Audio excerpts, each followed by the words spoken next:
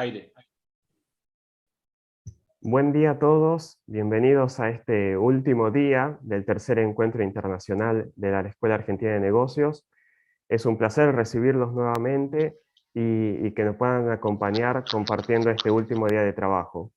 Como lo hacemos habitualmente, vamos a presentar primero la agenda que tenemos preparada para el día de hoy y luego ya vamos a dar continuidad a las mesas de trabajo. En el día de hoy vamos a estar trabajando sobre 4 temáticas fundamentales distribuidas en 3 mesas temáticas, referidas a la gestión y emprendedurismo, a la contabilidad de empresa y a la gestión de empresas en su visión más integral. En esta primera mesa temática nos va a estar acompañando en la moderación el especialista Daniel Iglesias, quien es nuestro director de la licenciatura en Negocios Internacionales. Aquí se van a presentar 6 trabajos, tanto de España, de Paraguay y de Argentina. Seguidamente vamos a arrancar la mesa referida a contabilidad y empresa, donde Esteban Ferrarotti, el director de la licenciatura en Administración de Empresas, va a estar moderando los 3 trabajos que se presentarán, 2 de Argentina y 1 de Colombia, cerrando el día de hoy en la etapa de presentaciones de trabajos. Vamos a tener la mesa de gestión de empresas, donde el magíster Pablo Huesa, quien es el director de la licenciatura en comercialización, va a moderar a los trabajos presentados aquí de Cuba, Paraguay, Argentina y por último un último trabajo también de Paraguay. Luego de la sesión de presentaciones, como habitualmente hacemos durante toda esta semana, vamos a tener el ciclo de entrevistas a especialistas en agroindustria. Aquí el moderador va a ser el magíster Eduardo Bianchi, quien es el director del Centro de Estudios Internacionales para la Agroindustria, el CENIPA, quien va a estar entrevistando al doctor Javier Rodríguez, quien es el ministro de Desarrollo Agropecuario, Desarrollo Agrario de la provincia de Buenos Aires. Y finalizando el día de hoy, la charla de cierre, la charla magistral, va a estar a cargo de la doctora Gabriela Russo, quien es la presidente del Consejo Profesional de Ciencias Económicas de la Ciudad Autónoma de Buenos Aires. Nos va a estar acompañando en la moderación de esta última charla el doctor Claudio Lagar, quien es el director del Centro de Estudios de Planeamiento, Estrategia y Control de Gestión, del CEPEC, acá en la Escuela Argentina de Negocios. Con esta agenda de trabajo que presentamos en el día de hoy, también les queremos agradecer todo el acompañamiento durante toda esta semana, agradecer a quienes nos están siguiendo en vivo a través del canal de YouTube de la Escuela Argentina de Negocios. Sepan que todas las preguntas que las pueden ir dejando en el chat de YouTube y nosotros se las pasamos a los disertantes. Así que, bueno, bienvenidos a este último día de trabajo y para continuar vamos a presentar, a ver si está Daniel ahí conectado. No, creo que bueno, se desconectó un ratito Daniel. Bueno, yo los voy a ir presentando a quienes van a arrancar el día de hoy con las disertaciones. Así que, bueno, vamos a comenzar con Antonio. Antonio, si querés ir compartiendo tu pantalla mientras yo hago tu presentación formal y luego ya comenzamos con tu disertación. ¿Bien? Muchísimas gracias. Entonces, yo hago tu introducción, tu presentación formal, mientras vos vas cargando ahí tu presentación en el PowerPoint. ¿Bien? Nos va a acompañar entonces en esta primera charla el doctor Antonio Sánchez Bayón, quien es de la Universidad Rey Juan Carlos de España. Va a presentar un trabajo que lo realizó también con Martín García Vaquero del EAE Business School de España, de la Universidad Externado de Colombia. Y bueno, con Antonio tenemos un disertante de destacada trayectoria, con un amplio currículum académico y solamente para dar algunos datos nada más, vamos a decir que Antonio es un catedrático altamente experimentado, doctor en teología, en humanidades, en economía, con certificado en seguridad y empresa, seguridad y defensa de la UCM y en recursos humanos de la IHR, entre otros diplomas obtenidos. tiene más de 20 años de experiencia en investigación, enseñanza y formación profesional, y el trabajo del cual nos va a hablar hoy es Wellbeing Economics, digitalización y efecto reajuste en las relaciones laborales y los procesos productivos. También lo veo conectado a Daniel, así que bueno, Daniel, te cedo también la moderación en esta mesa y Muchas yo gracias. quedo conectado acá por cualquier consulta. Gracias, Guido. Bienvenido, Antonio. Un honor Gracias. tenerte. Y adelante con tu exposición. Muchísimas gracias. Gracias a todos. Y bueno, pues sobre todo gracias a los organizadores por invitarme y contar conmigo y poder participar en tan prestigioso congreso. Y gracias a los asistentes, porque entiendo que, bueno, pues ya después de tantas y tan magníficas ponencias, pues estarán algo exhaustos. Por tanto, voy a ir directamente a lanzar ideas aparentemente sencillitas, pero que pues ideas como dardos puedan invitar luego al debate. El tema del que les vengo a hablar hoy es Wellbeing Economics, esa economía de bienestar personal. Es el nuevo modelo económico que viene a suceder el de la economía de bienestar estatal dentro de todo el cambio paradigmático y que por tanto, bueno, pues ahora les pasaré a contar algo más, pero que efectivamente enlaza con otras ponencias que ha habido de bioempresas, de economía circular. Bueno, pues verán que todo termina encajando y tiene sentido.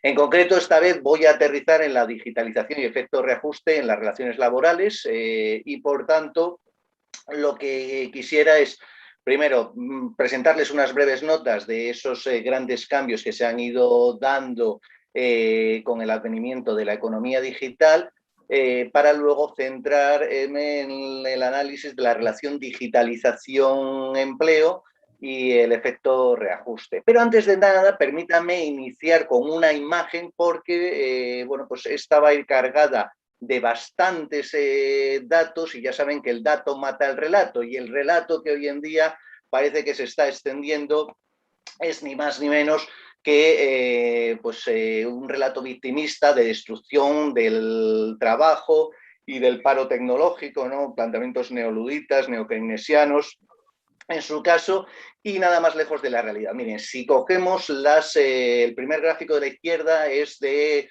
la Oficina del Censo de Estados Unidos y hoy más que nunca hay más gente trabajando en Estados Unidos. Si se dan cuenta, ha sido creciente. Igualmente, en el centro verán la gráfica de la OCDE donde está justamente esa correlación entre la densidad robótica y el desempleo y coincide que los países que tienen mayor densidad de robot, mejor proceso de transición digital, son además los que tienen menos paro. Y se da además la circunstancia que no logran completar la contratación justamente de esos nuevos puestos ya en economía digital, por el problema que ya lo vienen denominando así las grandes consultoras, ¿no? Desde Randstad, Adecco, incluso otras más generalistas como Deloitte, pero que tienen su informe sobre talento humano, etcétera, que son las guerras del talento. Y finalmente, no sé si lo está tapando pues, nuestras imágenes, pero si no, tendría que verse una columna que es de Standard & Poor's, donde bueno, pues viene esa gráfica de dentro de las 500 empresas más importantes de Estados Unidos, estas cada vez van perdiendo esperanza de vida y no llegan hoy en día a alcanzar los 3 lustros. Luego, ¿cómo vamos a trasladar la carga de nuestra trayectoria profesional, laboral, justamente que nosotros tenemos que superar las 3 décadas de trabajo a empresas que no llegan a los 15 años? Bueno, pues dicho esto, rápidamente nos metemos en todos estos cambios, esa denominación, ¿no? Que ya les digo, aún hay quien la escribe según qué organización estemos viendo qué foro, Wellbeing con el guión o todo junto, que no deja de ser nada más que la idea de ese bienestar. ¿En qué consiste ese bienestar económico? Y por tanto, bueno, pues para esta aproximación he combinado elementos de economía austriaca, de la escuela austriaca, con la eficiencia dinámica del profesor Huerta de Soto, etcétera, o también pues, de economía cultural, que engloba todo lo que es la economía institucional, la economía del comportamiento, la economía evolutiva, etcétera, etcétera, y sobre todo pues, la gestión cultural. Bueno, pues por dar una visión evolutiva institucional, hemos pasado justamente de la economía de bienestar estatal, ¿no?, con las siglas EBE. No tengo tiempo para entrar en mayor detalle, pero simplemente como notas introductorias, pues es la escuela de Cambridge en el periodo de entreguerras, con Pigou, con los Keynes, etcétera, los que empiezan a trabajar sobre una materia que se empieza a implementar tras la Segunda Guerra Mundial. Y es de carácter rígido, burocrático, dirigido, etcétera, etcétera, hasta, bueno, pues tras la globalización, la implantación de la economía digital, que ha tenido distintos estadios. El primero de todos era la economía gig, ¿no?, la economía de bolos, que comprendía a su vez con toda esta economía de plataformas, la economía colaborativa y circular, la economía autónoma, la economía naranja, y el nuevo estadio que está implementándose, que es justamente este Wellbeing Economics, que entre otras cosas se terminará de realizar, de implementar para Horizonte 2030, y ha venido siendo estudiado por dos grandes ramas, una que es la de estudios organizacionales, de un enfoque más de economía de empresa, micro, preocupado por temas como el clima laboral, el desarrollo del talento, etcétera, y otra pues más de economía pública,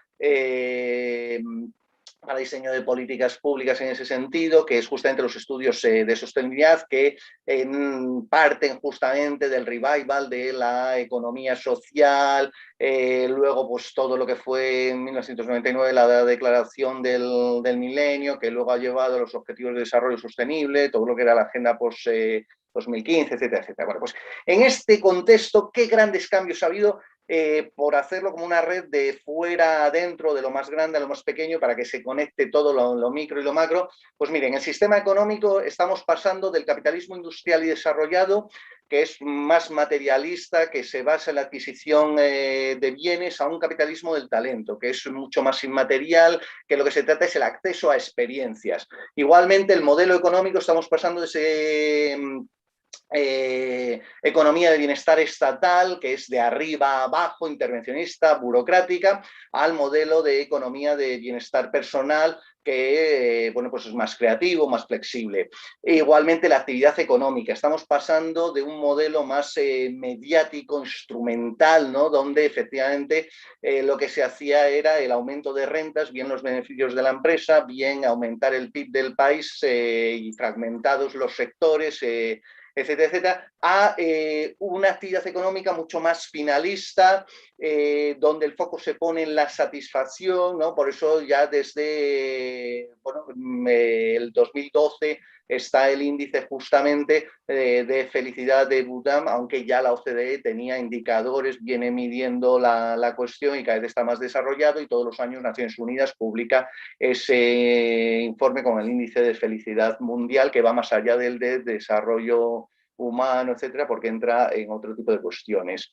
La cultura empresarial y profesional pues también está cambiando, estamos pasando de organizaciones rígidas, centralizadas, jerárquicas, a modo del Estado, pues lo mismo nuestras grandes empresas, no deja de ser de ese modelo con la economía de bienestar estatal, de economías a escala, y por tanto, cada vez que querían llegar a ese proceso de internacionalización, bueno, pues tenían que ir convergiendo, fusionándose, creando esas grandes corporaciones, y además estaban más orientadas a resultados, las medidas higiénicas, y por tanto, hoy en día cada vez más son las empresas ágiles, holocráticas, etcétera, etcétera. Lo mismo las relaciones laborales, estamos pasando del modelo mecanicista y utilitarista de recursos humanos, como el propio nombre indica, se nos trata como piezas intercambiables, ya que hemos sido educados, ¿no?, como técnicos replicantes, y por tanto pues da lo mismo que esté un trabajador que otro, porque más o menos han tenido la misma formación y van a tener el mismo desempeño, a un modelo donde sí que importa efectivamente el talento. Igual, otras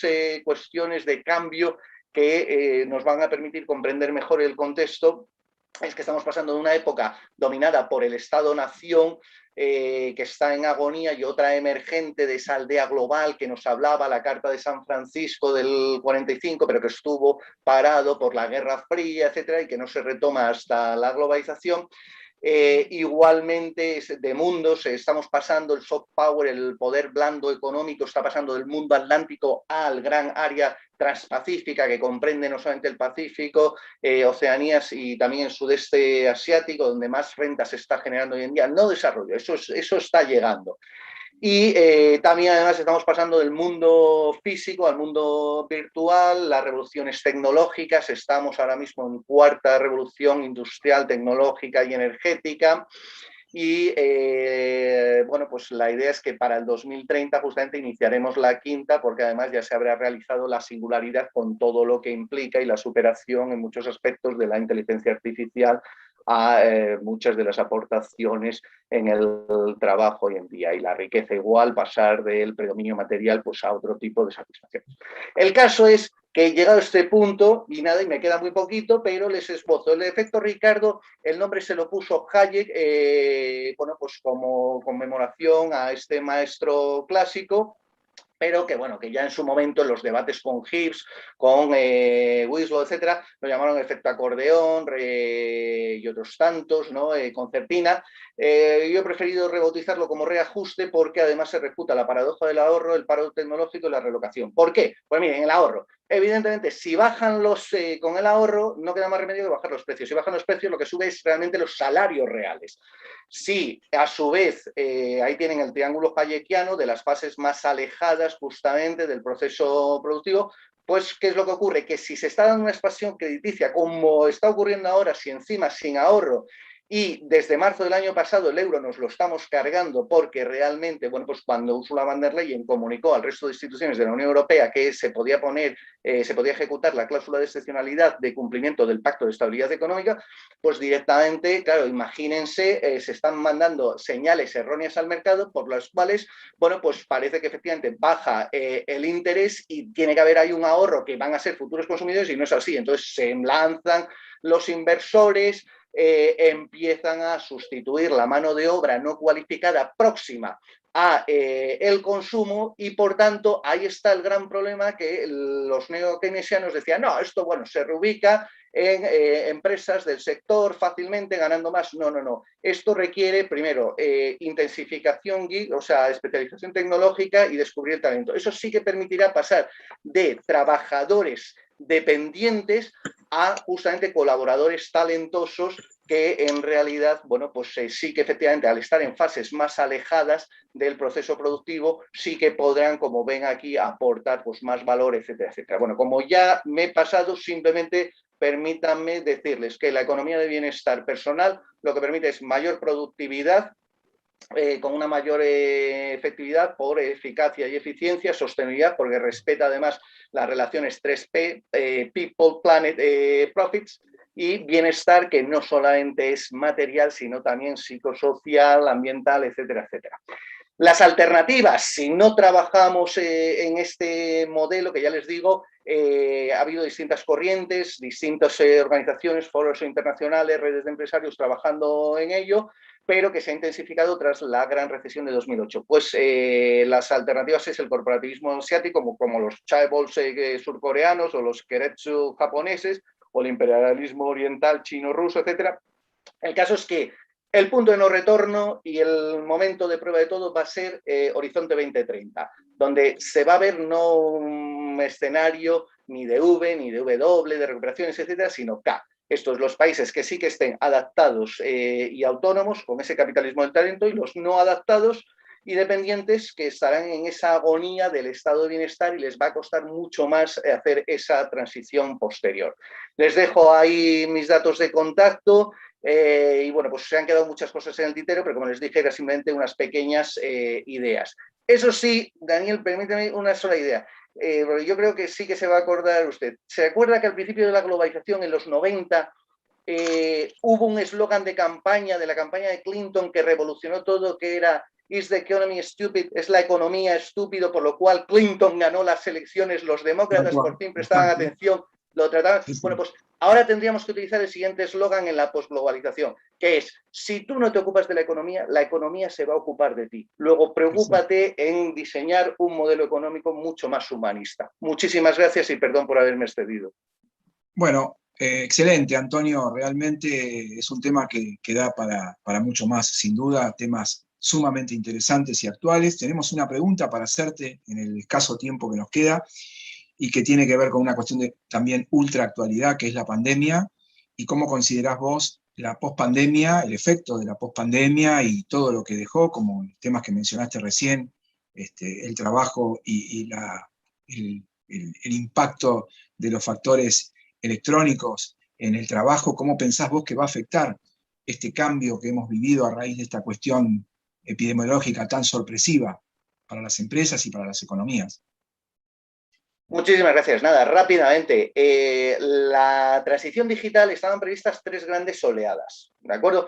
Entonces, ¿qué es lo que ha ocurrido? Que la crisis de COVID-19, que realmente no fue tan sorpresivo, ya estaba ahí y además había indicios ya de recesión, lo único que esto lo ha intensificado, era ese cisne negro que ha hecho que se acelerara todo. Lo que ha hecho es intensificar y adelantar esa segunda oleada de la transición digital. Entonces, ¿qué es lo que pasa? Que va a afectar, como ya dije, ¿quiénes están en la fase última de las fases de producción de consumo? Pues, por ejemplo, ¿quiénes se van a ver sustituidos? Y vuelvo otra vez a lo mismo, no son tanto robots, sino programas informáticos incluso. Pues mire, ya los propios periodistas, sobre todo los deportivos, ya hace tiempo que son directamente en el teleprompter, va apareciendo los resultados de los partidos, ya no se necesita. Oficinistas, igual, para mover simplemente la información, ya lo van a hacer mucho mejor los programas de contabilidad, etcétera, etcétera. Entonces, esos son los que se van a ver afectados. ¿Qué es lo que tienen que hacer? Miren, nos ha fallado el sistema educativo, pero el sistema educativo sigue siendo un sistema pensado para la segunda revolución industrial que se masificaba y por tanto había que formar muchos cuadros técnicos que se dedicaran a saber solamente una cosa y a replicarla al resto de su vida. Bueno, pues entonces, si nos fallan las instituciones educativas porque siguen siendo de corte decimonónico, con programas, en el mejor caso del siglo XX, cuando tienen estudiantes del siglo XXI, ¿qué es lo que hay que hacer? Pues directamente Internet.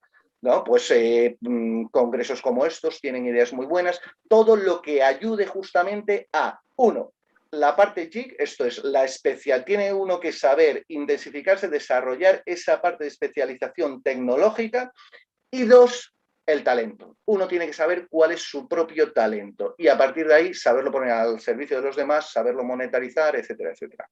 Eso, por ejemplo, es una de las cuestiones que también escribía, que las escuelas de negocio, por desgracia, se quedaron un poco arrastradas, o sea, más en el modelo, por ejemplo, de las certificaciones para la triple corona y además las certificaciones locales, y eso les ha quitado dinamismo y acercarse a lo que siempre habían estado las escuelas de negocio, que es a ver, ¿cuál es la demanda de los mercados? ¿Qué tipo de profesionales se necesitan? Eso es lo que tenemos que trabajar.